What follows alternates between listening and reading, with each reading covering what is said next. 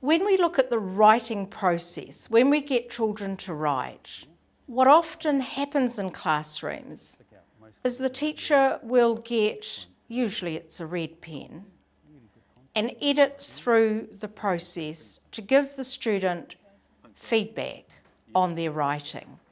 And many teachers have all sorts of different codes that they will use, and they do it really respectfully. They do it so that the student can see where they made an error and they can correct it. So it's about feedback and feed forward. That's probably the most common practice found in writing.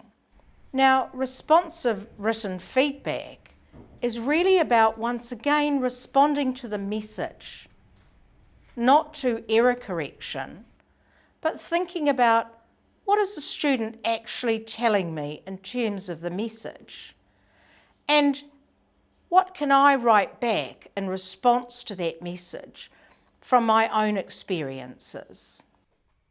The teacher, for the initial piece of writing, leaves that relatively open, so it's about giving students choices about what they might write about if they were to write to someone. And usually in that first piece of writing, they want to introduce themselves and talk a bit about who they are. I write to them, like about a topic. So, for example, if I had a wish, one wish, I'd wish for it. So I write about the wish, and then we send it to them, and then they send back what they'd wish for. The teacher provides 5 minutes of planning time, 10 minutes of writing time, and then 5 minutes of editing time.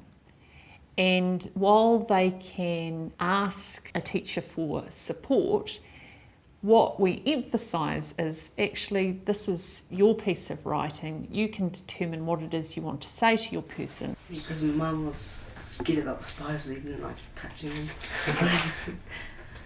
them. Year one said he wanted a drug-free school.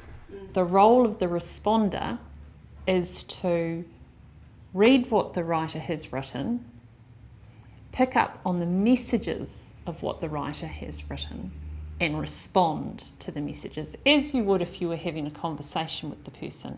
Responders receive training around how to support the writer to develop writing competencies, because you do have an important role as a responder.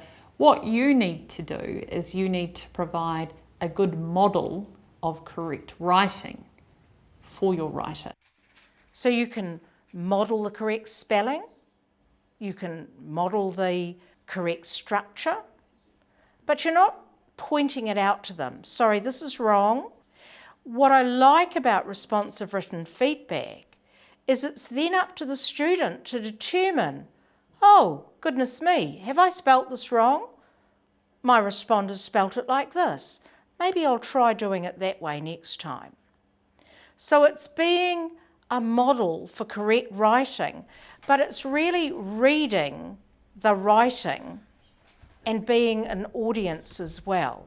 And I think that's why it's so powerful, because as a responder, you're responding to the message.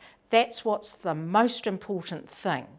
But you're also able to put in some more correct structure, some more correct spelling, some more interesting words. So students are actually picking up on the cues that you're giving them, but they're being self-determining about it.